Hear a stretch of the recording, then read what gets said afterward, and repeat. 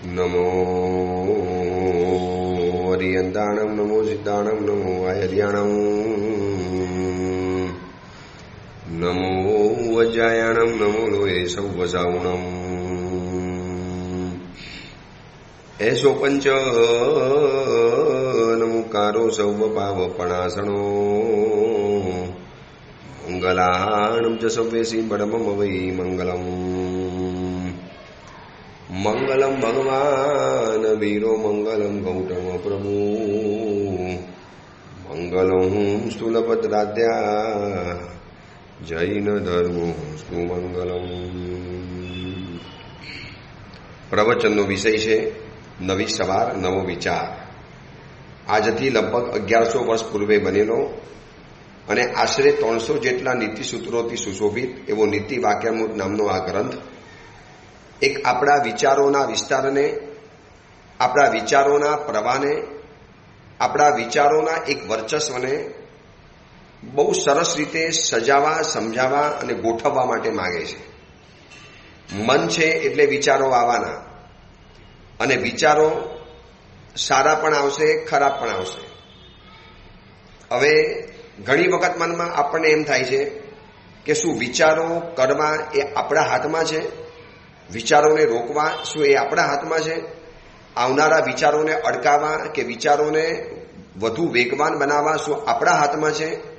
કદાચ ન માની શકાય એવી સત્ય હકીકત છે કે મન અને વિચાર ભલે સાથે જોડાયેલા છે, પણ મનના કયા ખૂણામાં કયો વિચાર ઉત્પન્ન કરવો, કયો વિચાર લાવવો, એ કદાચ માણસ ધારે તો એની ઉપર વર્ચસ્વ અને કાબુ કરી શકે છે.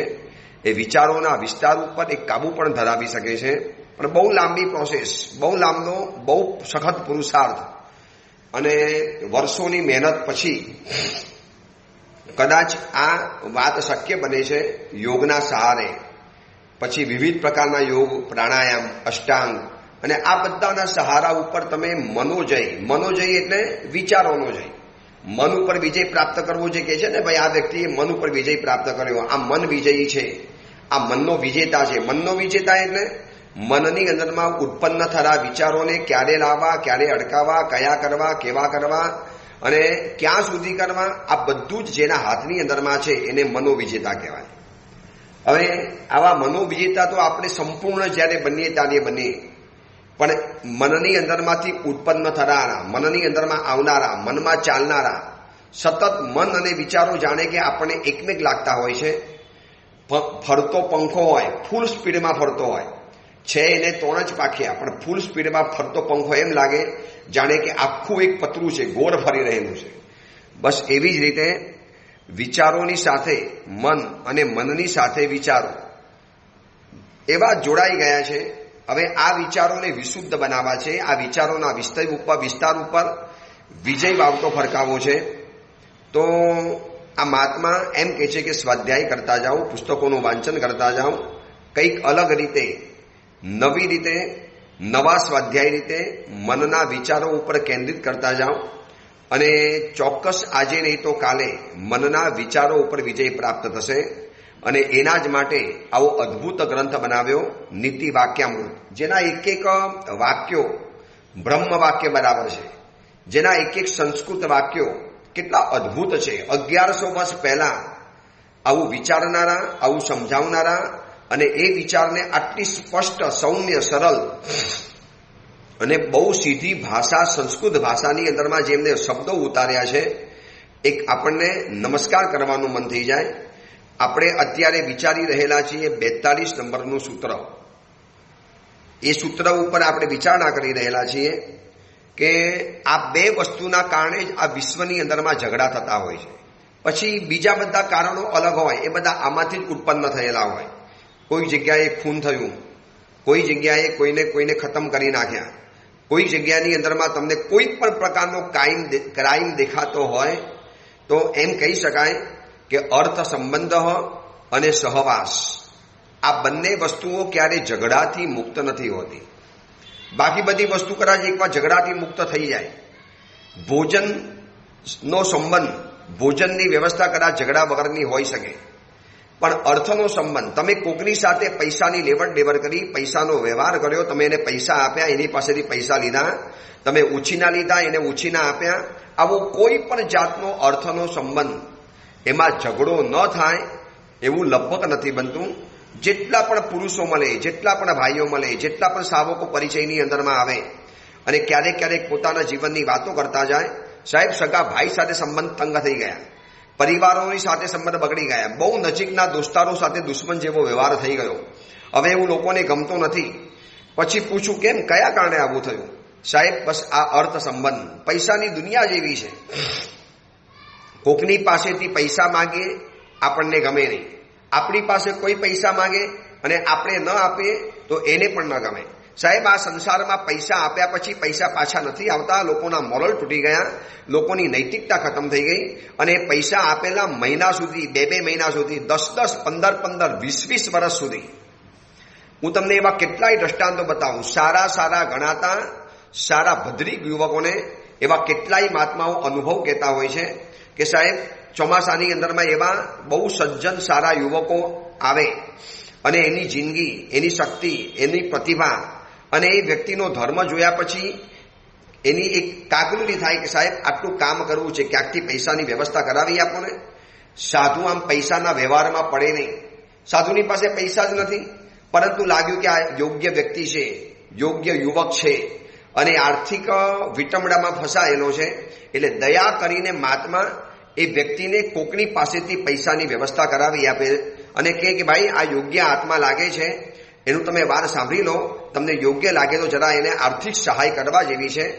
મહાત્માની પ્રેરણાથી, કહેવાથી, મહાત્માની સૂચનાથી કોઈ પણ એક શાવક, કોઈ ગ્રુપ કે કોઈએ ભેગા થઈને ઓલા વ્યક્તિને સહાય કરી, સજ્જન સમજીને. અને મહાત્માનું કેવું આવ્યું કે સાહેબ પછી તો ખબર પડી કે આવા તો આને કેટલાય ચીટ કરેલા હતા, આવા કેટલા ચીટિંગ કરેલા હતા.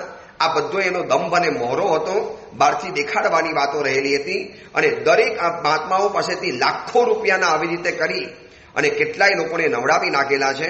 હવે તમને ખબર છે, સમજદાર શાવક હોય ને, આપનારો પૈસા આપનારો સમજદાર શાવક એ સમજી જાય કે આમાં મહાત્મા શું કરે. સાહેબે તો દયા ભાવથી કોકને પૈસા અપાવડાવ્યા, પણ હવે જ્યારે એ વ્યક્તિ સમજદાર ન હોય અને મહાત્માની પાસે આવીને કે સાહેબ મારા પૈસા મને અપાવડાવો, તો એ મારા પૈસા નહીં ગયા, મારા પૈસા ચોરી ગયા, મારું ફલાણું આમ કરી નાખ્યું. મહાત્મા કે ભાઈ એમાં અમે શું કરીએ, તમને કીધું તો તમે પૈસા આપો એવું અમે તમને કીધું નથી, તમે એને મળો, જાણી લો, તમને ઠીક લાગે તો સહાય કરવા જેવી છે, આટલું જ અમે કીધેલું હતું. યોગ્ય મહાત્માની આવી જ ભાષા હોઈ શકે. પૈસા આપો એવું મહાત્મા ન કહે, એ બંને વ્યક્તિને ટાઈપ કરાવીને, બંને વ્યક્તિને ભેગી કરાવીને. પણ કહેવાનો મતલબ એ છે કે જિંદગીભર માટે જેને કોઈ પૈસાનો વ્યવહાર નથી એવા સાધુ પણ જો થોડા ઘણા આવા અર્થ સંબંધમાં પડે તો એને પણ શાવકોની સાથે ઝઘડા કે કલહ થઈ શકે છે. એટલા માટે કેટલું અદ્ભુત, કેટલું માર્મિક, કેટલું બ્રહ્મ વાક્ય બરાબર વાક્ય બતાવી દીધું. અર્થ સંબંધ સહવાસસ્ય ન અકલહો ભવતી, એ ઝઘડા વગરનો હોઈ ન શકે. હવે આપણી વાત એ વિચારવી છે કે જો અર્થ સંબંધ ખોટો છે તો પછી આ સમાજમાં કોણ કોને પૈસા આપશે, કેવી રીતે પૈસાનો વ્યવહાર કરશે, કેવી રીતે પૈસાનું બધું ચાલશે. આ પૈસાની દુનિયા જ આવી છે. એટલા માટે પૈસાએ પોતાની આત્મકથા બતાવી છે. હવે અર્થ સંબંધ એમાં ઝઘડા કેવી રીતે ઓછા કરવા અને સહવાસની અંદરમાં ઝઘડા કેવી રીતે ઓછા કરવા એની વિચારણા કરતા પહેલા એક પૈસાની આત્મકથા જાણવા જેવી છે. આજે આખી દુનિયા જ્યાં જાવ ત્યાં પૈસાની ભાષા સમજે, પૈસાની વાતો ચાલે. બતાવ્યું હતું ને ગઈકાલે, પૈસાને રૂપ નથી છતાંય આકર્ષાય, એની પાસે રંગ નથી છતાં બધાને રંગી નાખે, એની પાસે સ્વાદ નથી છતાં બધા એનાથી લલચાય છે. એને હાથ નથી, પગ નથી, જીભ નથી, કાન નથી, શ્વાસ નથી, પૈસો પરમેશ્વર નથી, પૈસાને હૃદય નથી, છતાં બધા એને પૂજે, ચાહે, એને સંભળે, એનો અવાજ બધે ચાલે. અને આ સત્ય અને નગ્ન, કઠોર અને કટુ વાસ્તવિકતા છે. હવે આ પૈસાની દુનિયાને એકવાર જાણવી તો પડશે જ, કારણ કે આજે માતા પિતાઓ પેટે પાટા બાંધી લાખો રૂપિયાનો કરજો કરી પોતાના એકાદ ફ્લેટ કે ગામડાની જમીનને વેચી અને બહુ આશા અપેક્ષા અને ઉમંગ સાથે દીકરાને વિદેશની અંદરમાં ભણવા માટે મોકલે છે. છેલ્લે શું હોય, ત્યાં સારા પૈસા કમાશે, સારી ડિગ્રી લઈ લેશે, સારી જોબ કરશે અને ત્યાં નોકરી કરીને બધા પૈસા વળી પાછા લઈ લેશે અને વળી પાછો દીકરો પાછો આવી જશે. આજે જૈન સમાજના મારા હિસાબે 50% ઉપરના યુવા યુવતીઓ વિદેશની અંદરમાં ભણી રહેલા છે. સુખી સંપન્ન પરિવારના માતા પિતાના દીકરાઓ છે અને એકના એક દીકરા છે. હવે તો કઈ 2-4 દીકરાઓના જમાના ગયા. હવે એકનો એક દીકરો છે, ચલો ને સારી સ્કૂલમાં ભણાવીએ, સારી જગ્યાએ ભણાવીએ. આવું દરેક માતા પિતાને હોશ થાય. અને દીકરો ભણવા માટે ગયો, પછી જોબ કરી અને પૈસા બધા કવર કરવાની અંદરમાં ગયો અને એમાં ત્યાં એને કોઈ પસંદ આવી ગયું, લગ્ન ત્યાં થઈ ગયા, જિંદગી ત્યાં બની ગઈ. આ ઓડિયો પ્રવચન સાંભળવા માટે આવનારા કેટલાય પરિવારો એમ કે છે, ગુરુદેવ અમે તો હજી થોડો ઘણો ધર્મ કરીએ છીએ, પણ અમારી પછીની પેઢી કદાચ જૈન તરીકે પોતાની જાતને ગણાવશે કે નહીં ગણાવે એ પણ બહુ મોટો સવાલ છે. પોતાની માતૃભાષા પણ ગઈ, બધા સંસ્કારો ગયા. આ બધું થવાનું કારણ શું? માત્ર પૈસાલક્ષી જીવન, પૈસાને કેન્દ્રમાં રાખીને જીવન. હું એવું કહું છું કે પૈસા બહોત કુછ છે, સબ કુછ તો નહીં હે. તમે જીવનમાં પુણ્ય કમાઓ અને નહીં ભણ્યા હો, નહીં અને કોઈ ડિગ્રી પણ નહીં લીધી હોય તો પણ તમે જીવનની અંદરમાં એટલું તો કમાઈ દેશો કે તમે સમાનભેર જિંદગી જીવી શકો. ચલો, આ બધી પૈસાની મોટી રામાયણ છે. એટલા માટે આ પૈસાની આત્મકથાને ખરેખર જાણવા જેવી છે. પૈસા કહે છે, મેં પૈસા હું, મેં कैसा હું. પૈસાનું કબૂલાતનામું, પૈસાની આત્મકથા, પૈસાની ઓટોબાયોગ્રાફી. એમ કહે છે કે मैं नमक की तरह हूं, जो जरूरी है मगर जरूरत से ज्यादा हो तो जिंदगी का स्वाद बिगाड़ देगा. પૈસા પોતે કહે છે કે ભાઈ હું જરૂરી છું, ના નથી પાડતો. અને હું પણ તમને કહું છું પૈસા જરૂરી છે સમાજમાં જીવવા માટે, છોકરાઓને ભણાવવા માટે, સમાન રહેવા માટે, પિતાજીની દવા કરવા માટે, માતાની બીમારી માટે, સુકૃતમાં દાન કરવા માટે, સા ક્ષેત્રમાં પુણ્યનો ભંડાર ભરવા માટે, આલિશાન ઉપાશ્રયો બનાવવા માટે, જિનાલયો બનાવવા માટે, છરીપાલી સંઘ 99 યાત્રા, આ બધું જ કરવા માટે ઉદારતા જરૂરી છે, તો સાથે ધન પણ જરૂરી છે. એટલે છતાં પણ પૈસા આપણને ચેતવે છે કે મેં પૈસા હું, મેં कैसा हूं, मैं नमक की तरह हूं, जो जरूरी है मगर जरूरत से ज्यादा हो तो जिंदगी का स्वाद बिगाड़ देगा. પૈસો પોતે આપણને ચેતવે છે કે સાહેબ જરૂરતથી વધારે પૈસા નહીં રાખો ઘરની અંદરમાં, જિંદગીનો સ્વાદ બગડી જશે. અને મેં એક જગ્યાએ સરસ મજાની વાત વાંચેલી હતી, આજે મને યાદ આવે છે. પૈસાની વાત નીકળી છે એટલે જિંદગીની અંદરમાં એટલા પૈસા નહીં કમાતા દોસ્તો, એ વાક્ય આખું બોલું છું, જિંદગીમાં એટલા પૈસા નહીં કમાતા દોસ્તો કે મરતી વખતે તમારો દીકરો ડોક્ટરના બદલે વકીલને બોલાવી લાવે. ડોક્ટરને મરતી વખતે તમે બીમાર હશો ત્યારે દીકરાને ડોક્ટર યાદ નહીં આવે, ચલો પિતાજી બીમાર છે જલ્દી વકીલ લઈ આવો, જે પણ બનાવવાના છે કાગળ વગેરે, મને પિતાજીનો વારસો ન રહી જાય. એટલે જરૂરીથી પૈસા વધુ જેના ઘરની અંદરમાં આવ્યા છે, જોઈ લો, નકરા પાપ, વિરાધનાઓ, વ્યભિચાર અને શું શું તોફાનો નથી ચાલતા, જોઈ લેવા જેવા છે. આંખ ખોલીને તમને આંખ ખોલીને આખી દુનિયા દેખાશે કે શ્રીમંતોના નવીરાઓએ જે ફેલાવેલા વ્યભિચાર, દુરાચાર, ભ્રષ્ટાચાર, અનાચાર, આ બધું જ જે જોવા માટે મળે છે. આ જરૂર કરતા વધુ પૈસો મીઠું ભોજનમાં જરૂરી છે, પણ જરૂરત કરતા આવી જાય, ભોજનનો સ્વાદ બગડી જાય. પૈસા જરૂરી છે પણ વધુ પડતા આવેલા પૈસા જીવનના સ્વાદને બગાડી નાખે છે. મેં ભગવાન નહીં હું. હવે પૈસો પોતાની ઓટોબાયોગ્રાફીમાં બીજો પોઈન્ટ બતાવે છે, મેં ભગવાન નહીં હું મગર લોગ મુझे ભગવાન से कम नहीं मानते. પૈસો મારો પરમેશ્વર. પૈસો પોતે કહે છે સાહેબ હું ભગવાન નથી, ભગવાન તરફથી મળેલો છું, પુણ્ય દ્વારા આવું છું, પુણ્યથી ખેંચાઈને આવું છું, લક્ષ્મી દેવીનો વારસદાર છું.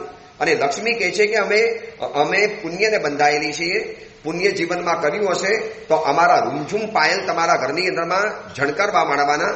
પરંતુ જ્યારે પૈસાને ભગવાન તરીકે પૂજવાની અંદરમાં આવે ત્યારે પૈસો પોતે આપણને કહે છે કે દોસ્ત મેં ભગવાન નહીં હું મગર લોગ મુझे ભગવાન से कम नहीं मानते.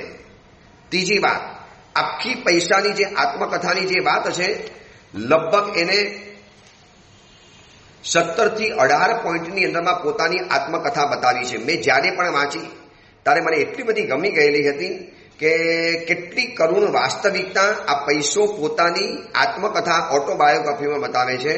ત્રીજા નંબરમાં, मुझे आप मरने के बाद ऊपर नहीं ले जा सकते हैं मगर जीते जी मैं आपको बहुत ऊपर ले जा सकता हूं. શું કમાલની વાત કરી દીધી.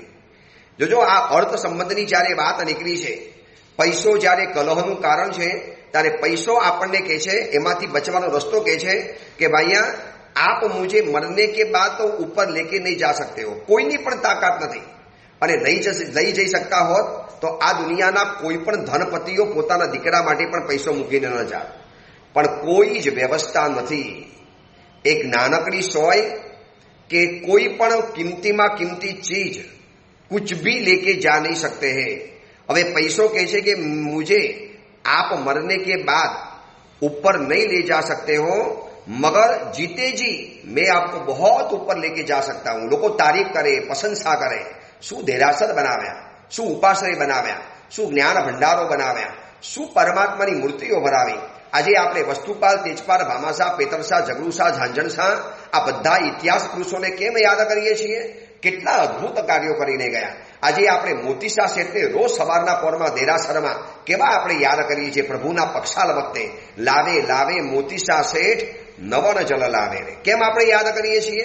કારણ કે મોતીશા શેઠ ઇતિહાસ બનાવીને ગયા. એમને પૈસા ઉપર નથી લઈ જઈ શકાતા, આ ખબર હતી. અને એના દ્વારા એવા સુકૃતો કર્યા અને પૈસાએ વચન પાડ્યું, હું તમને એટલા બધા ઉપર લઈ જઈશ, તમે મને સ્વર્ગની અંદરમાં તો ક્યારે લઈ જઈ શકવાના નથી. આ દાન કર્યું, એનાથી કીર્તિ ફેલાય, એનાથી યશ ફેલાયો, એનાથી ચારે કોર તમારી વાવા થઈ ગઈ, એનાથી તમારો જય જયકાર થઈ ગયો.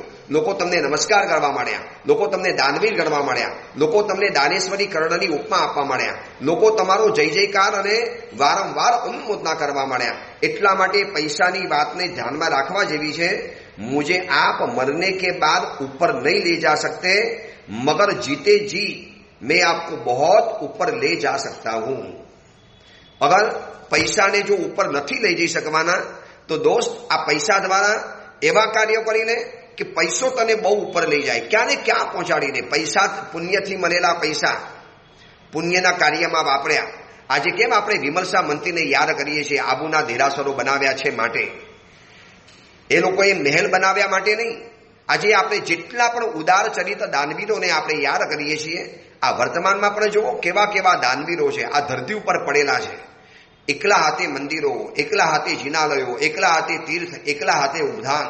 સમગ્ર ઉદ્યાનનો ખર્ચો, આખા નાકા છરીપાલી સંઘો, આખો નાકા ચોમાસાનો પ્રોગ્રામ, આખા નાકા ચોમાસાના આયોજનો બધું સંપૂર્ણ એકલા હાથે કરનારા પણ વ્યક્તિઓ આ જમાનામાં છે. શું કર્યું? પૈસો ઉપર તો લઈ જઈ નહીં શક્યા, પણ એ પૈસાએ એમને બહુ ઉપર લઈ ગયા, બહુ એમની ખ્યાતિ વધારી, પ્રસિદ્ધિ વધારી. એક ખૂણાની અંદરમાં કરોડપતિ વ્યક્તિ હતો. આ સુધીની અંદરમાં દાન નતા કરતા, માટે ચર્ચા નથી થતી. હવે દાન કર્યું, એવી એની ચર્ચા થવા માંડી, ઘર ઘરમાં ચર્ચા થવા માંડી. હવે મહાત્માઓ યાદ કરે, સમણ સમણી ભગવંતો યાદ કરે, ચતુર્વિશી સંઘ યાદ કરે, વારે તહેવારે જરૂર પડે એટલે મહાનુભાવને યાદ કરવાની અંદરમાં આવે. સાહેબ વર્ષિતપ કરાવવા છે, સાહેબ છરીપાલી સંઘ કરાવવો છે, સાહેબ આ વખતે ચોમાસાની અંદરમાં બહુ સરસ મજાના મહાત્મા આવવાના છે, શિબિરોના આયોજન કરવા છે, શેષકાલમાં કન્યા શિબિર અને કુમાર શિબિરના આયોજનો કરવા છે. સાહેબ આની અંદરમાં લાભ લેવા જેવો છે. અને ઓલા ઉદાર ચરિત મહાનુભાવ કહીને ચિંતા નહીં કરવાની, તમારે બધામાં મારો લાભ લઈ લેવાનો. મને તમારે કહી દેવાનું કે તમારા આટલા પૈસા અમે ગણેલા છે ને આટલા લખેલા છે, બરોબર હું તમને પૈસા પહોંચાડી પણ દઈશ. આ છે ને એક અદભુત વાત કહેવાય. હમણાં ગોવાલિયા ટેન્ક સંઘની અંદરમાં પ્રિયલની જે દીક્ષા મહોત્સવ હતો, જેનું નામ પડ્યું છે સાધ્વી શ્રી પ્રવચન રસાસીજી. અને એ દીક્ષા મહોત્સવની અંદરમાં એમના સંસારી મામા પેથાણી પરિવારના એમના મામા બધા હતા. બહુ સુખી સંપન્ન પરિવાર, ડાયમંડ બજારની અંદરમાં બહુ બહોરો બિઝનેસ. એ આ સાધ્વીજી ભગવાનના મામા થાય. અને એમની સાથે એક લાખી પરિવારના એક ભાનુભાવ બધાનેલા હતા. જન્મે જૈન નથી, સિંધી પરિવારના આ સદગ્રહસ્થ ભાઈ છે. પણ એમની જે ઉદારતા, એમની જે વાતો, મેં તો જિંદગીની અંદરમાં પહેલી વાર આવા કોઈ અજૈન મહાનુભાવને જોયા કે એમ લાગે કે આ વ્યક્તિ જૈન ધર્મ નહીં, જૈન ધર્મને રગે રગમાં એને પચાવી નાખ્યો છે. પ્રભુ મહાવીરના સિદ્ધાંતોને બરોબર પચાવી દીધા છે. એટલે સાધ્વીજી ભગવાન એટલે જે સંસારી પ્રિયલ મુમુક્ષુ હતી, એના મામાના આ મિત્ર થાય, એના નાનાના સાથે વર્ષો સુધી બિઝનેસની અંદરમાં સાથે રહેતા હતા, સાથે કામ કરતા હતા. અને એમને કીધું કે મારી ભાણી અને મારી દીક્ષા છે, તમે ખાસ જોવા માટે આવજો. અડધી દીક્ષા પત્યા પછી એ ટ્રાય કરીને દિલીપભાઈ લાખી નામ છે સિંધી પરિવારના, અને મહાનુભાવે એન્ટ્રી કરી. અને એ સમયની અંદરમાં એમના ઉપકરણોની ચડાવવા ચાલતા હતા, ઉપકરણોની બોલીઓ ચાલતી હતી, અને એમાં નામકરણનો ચડાવો ચાલુ હતો. તમે નહીં માનો, સીધો ચડાવો એને જાહેર કર્યો 21 લાખ, 18 લાખ સીધા કર્યા, 21 લાખ. બોલો, એની સામે કોઈ બોલનાર જ નહીં. લોકો ડઘાઈ ગયા કે આ કોણ છે, સીધા 18 લાખ 11 લાખ. અને પછી એ ભાઈ કે હવે આટલી સરસ દીકરી દીક્ષા લેતી હોય તો સસ્તો ચડાવો જવા દેવાય, ચલો હું જ મારો ચડાવો આગળ વધારું છું. અને 25 લાખનો ચડાવો સીધો કરી નાખ્યો. આખી સભા સ્તબ્ધ છે. હું પણ આશ્ચર્ય પામું છું. એક સેકન્ડ માટે મને એવો વિચાર આવ્યો કે આ ભાઈ કોણ છે, કોઈ સટોડિયો ભાઈ છે, બોલી તો નાખ્યા પછી શું. પણ તમને કહું, શું અનુમોદના અને ગૌરવની વાત થાય. આ લાખી પરિવારના આ મહાનુભાવે હજી તો ચડાવો પૂરો થયો, દીક્ષા પરિપૂર્ણ થઈ ગઈ. બીજા દિવસે સવારે એમની ઓફિસમાંથી આવેલા આ ભાઈએ ટોટલ દીક્ષાના પ્રસંગની અંદરમાં ઉપાસ રહી, આ ચડાવા બધાની અંદરમાં એટલી મોટી રકમનો લાભ લીધો. હું કદાચ જાહેરમાં ઓડિયો પ્રવચનમાં બોલી નથી શકતો.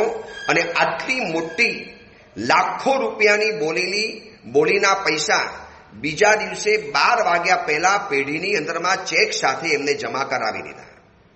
હું તો સ્તબ્ધ થઈ ગયો. પેઢીમાંથી ટ્રસ્ટી કહેવા માટે આવ્યા, આગેવાન સમીરભાઈ ઝવેરી સાહેબ, કમાલ છે સાહેબ, આ મહાનુભાવ પૈસા પણ ભરાવી દીધા.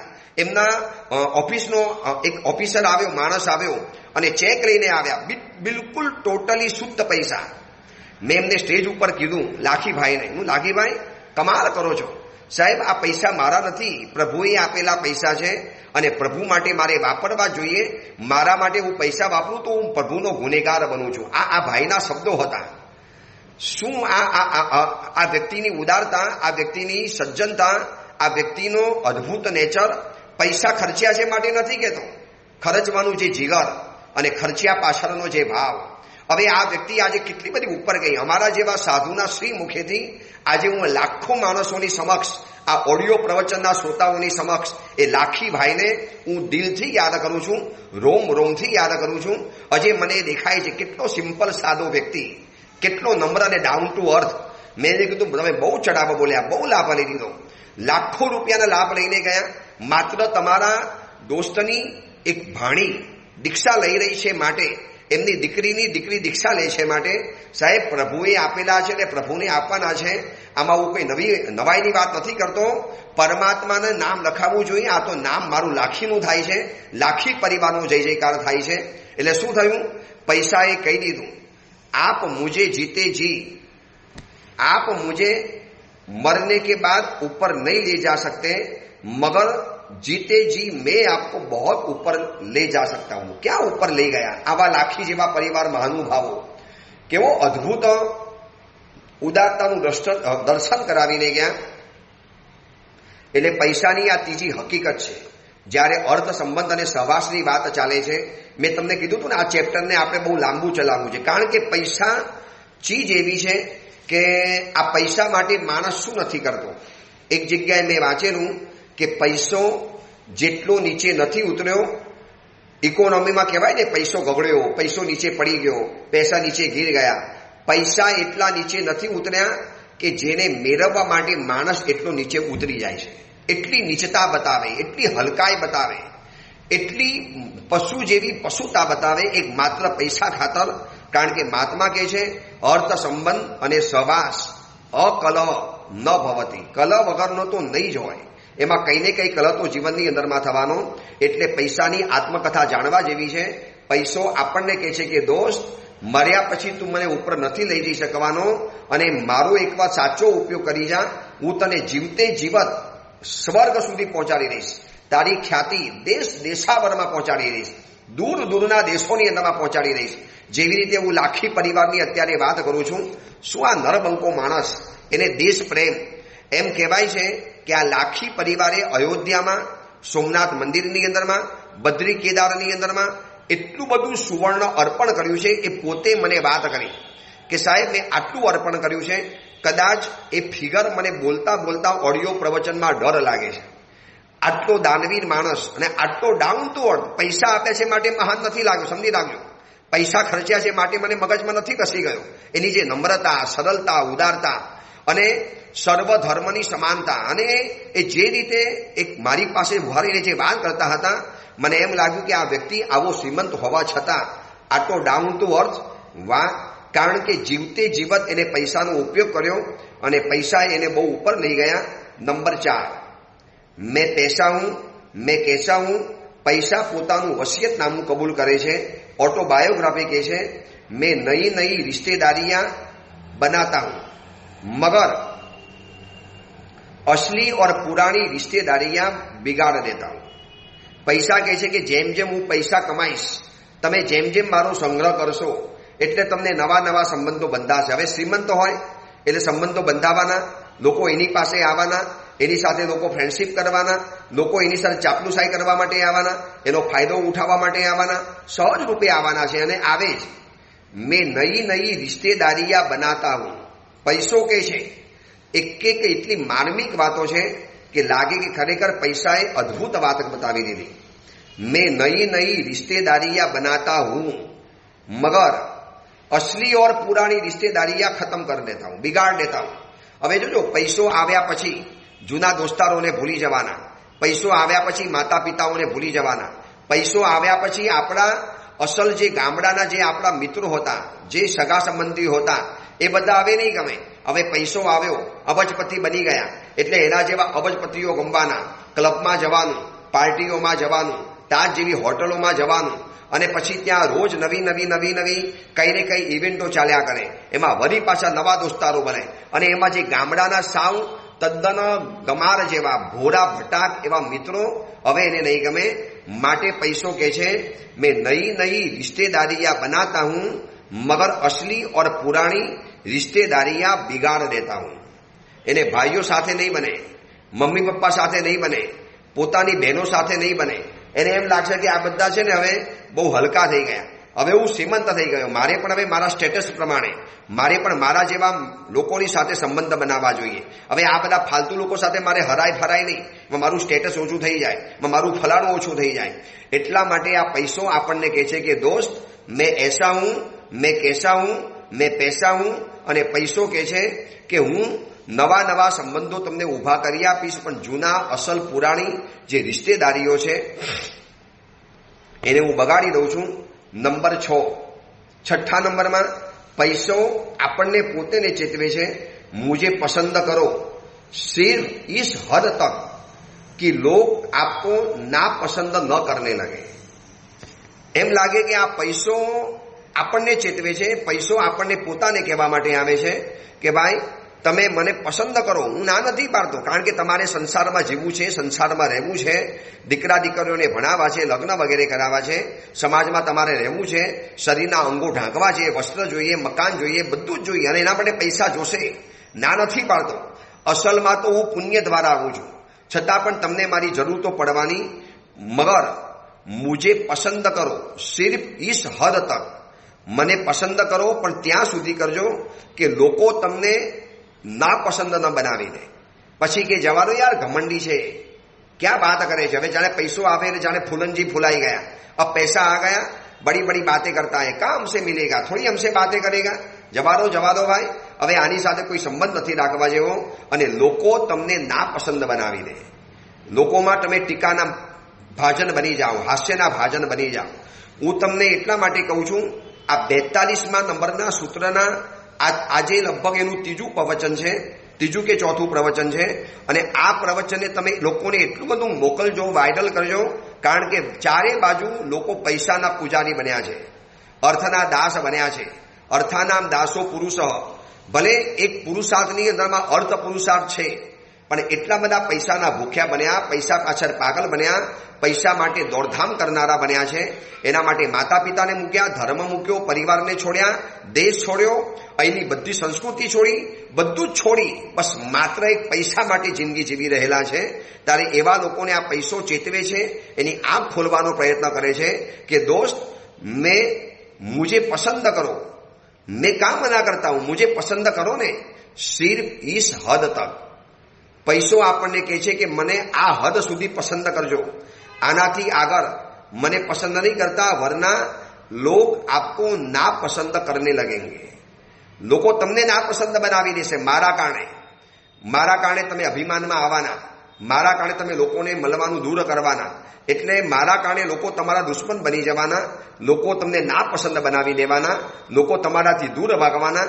તમે લોકો પર પરોપકાર નહીં કરો, ઉપકાર નહીં કરો, સમાજના કાર્યો નહીં કરો, 7 ક્ષેત્રમાં દાન નહીં આપો. તમારો પૈસો કોઈને કામ ન લાગે, કોઈના આંસુ લૂસવા માટે, કોઈના હોઠ ઉપર હાસ્ય પેદા કરવા માટે, કોઈની જિંદગીની અંદરમાં અજવાળું બનવા માટે, કોઈની જિંદગીની અંદરમાં એક ચિરાગ બનવા માટે જો તમારો પૈસો કામ લાગવાનો ન હોય તો मुझे पसंद करो मगर उस हद तक कि लोग आपको नापसंद न करने लगे. લોકો તમને નાપસંદ ન કરવા મળે. આ પૈસાની અદ્ભુત વાત છે. નંબર 7, આજે આપણે છેલ્લી વાત જોઈ લેવી છે, પછી એની પૈસાનું વસિયતનામું, ઓટોબાયોગ્રાફી બહુ અદ્ભુત છે. એને આપણે આવતીકાલે આગળ વધારીશું. અને આ પત્યા પછી આપણે એ જોવું છે કે હવે આ પૈસાનો સંબંધ રાખવો છે તો એવી રીતે રાખવો છે. એના કેટલાક નીતિ વાક્યના અને અન્ય નીતિ ગ્રંથોની એક ઉપાયો બતાવેલા છે કે આવી રીતે કરો એટલે પૈસાથી તમને ફાયદો પણ થાય, નુકસાન પણ ન થાય, સંબંધો પણ ન બગડે. છેલ્લા નંબરનું આપણે જોવું છે, મેં સારે ફરિયાદ કી જડ હું. પૈસો પોતે કે છે, જોજો આ પૈસાનું પોતાનું વસિયતનામું છે. મેં સારે ફરિયાદો કી જડ હું મગર ફિર ભી ન જાણે ક્યો સબ મેરે પીછે ઇતને પાગલ હૈ. બધી જ ફરિયાદોની હું જડ છું. પછી જેટલા પણ ક્રાઇમ થયા, જેટલા પણ ઝઘડા થયા, જેટલા પણ સુસાઇડ થયા, જેટલી પણ મારામારી થઈ, જેટલા પણ ખૂન ખરાબા થયા, જે પણ થયું, સારે ફરિયાદો કી જડ મેં હું મગર ફિર ભી ન જાણે ક્યો સબ મેરે પીછે ઇતને પાગલ હૈ. ભાઈ ખબર તો નથી પડતી લોકો મારી પાછળ કેમ આટલા બધા પાગલ થઈને ભાગે છે, બેજનૂન થઈને ભાગે છે. એના માટે દૂર દૂર દેશાવરોમાં જાય અને વર્ષોના વર્ષો ભણવાની અંદરમાં કાઢી નાખે, દેવગુરુ ધર્મને છોડી દે. અરે હું પૈસો જેનાથી બંધાયેલું છું એવા પુણ્યથી પણ દૂર ભાગી જાય. આ પૈસાની આત્મકથા આંખ ખોલનારી છે. આ પૈસાની આ આત્મકથા ભલભલી વ્યક્તિઓને વિચાર કરતી મૂકવાની છે. આ પૈસાની આત્મકથા જો સંવેદનશીલ પુરુષ સાંભળે તો એ સમજે કે ભાઈ ચોક્કસ પૈસા જરૂરી છે, પણ વધુ પડતું નમક નાખવાથી જેમ ભોજન બગડી જાય એમ આવી રીતે જિંદગી પણ બગડી શકે છે. મારે એવી નથી બગાડવી. એ અંગેની બીજી મહત્વની વાત આપણે આવતીકાલે કરીશું. મારો મુંબઈથી સુરત તરફનો વિહાર શરૂ થઈ ચૂકેલો છે. બોરીવલી સુધી આવવાનું થઈ ગયું છે. હવે આવતીકાલે સાંજે એટલે કે આજે સાંજે હું વિહાર કરી અને દહીસર જઈશ. ત્યાંથી 5 તારીખે રવિવારે 5/5/2024 રવિવારે લોઢાધામની અંદરમાં છું. ત્યાંથી સાંજે વિહાર કરી અને ગિરનાર ધામ જઈશ. અને એમ કરતાં વાપી, નવસારી આ બધે કરતાં સુરત 1 જૂન, 1 જૂન, 1 જૂને હું સુરત પહોંચવાનો છું. તો આમાં તો તમને વિહારનો કાર્યક્રમ બતાવી દીધો. અમારો વિહાર નિર્વિઘ્ન પરિપૂર્ણ થાય એટલા માટે બધાએ પોતાના ભગવાનની સામે, ઈષ્ટદેવ સામે નમો જીનાણમ જી અભયાણમ આની એક માલા અવશ્ય ગણજો. આ ગરમી, ટ્રાફિક, હાઈવે અને આ બધામાંથી સુખરૂપ હેમખેમ બસ સુરત સુધીનો વિહાર પરિપૂર્ણ થાય. છેક ક્યાં ને ક્યાં વિહાર કરતા પહોંચ્યા અંતરિક્ષી મુંબઈ, હવે પાછું સુરતથી ફરી અને પહોંચતા લગભગ 2200 કિલોમીટરની 2200 આટલા કિલોમીટરની પદયાત્રા આ વખતે પરિપૂર્ણ થવાની. બસ હવે થોડી વિહાર યાત્રા બાકી છે, એ પણ ભગવાનની કૃપાથી નિર્વિઘ્ન પરિપૂર્ણ થઈ જશે એવી આશા છે. નમો જીનાણમ જય ભયાનનો જાપ કરતા રહેજો. અને કેરી બાબતની જે તમને પોસ્ટર મોકલવામાં આવ્યું છે એમાં યથાશક્તિ લાભ લઈ અને એવા સાધર્મિકોને આપણે સહાયભૂત બનીએ. એ જ મંગલ ગામના મંગલ ભાવના. જીનાગના વિરુદ્ધ કાંઈ પણ બોલાયું હોય તો મિચ્છામી દુક્કડ.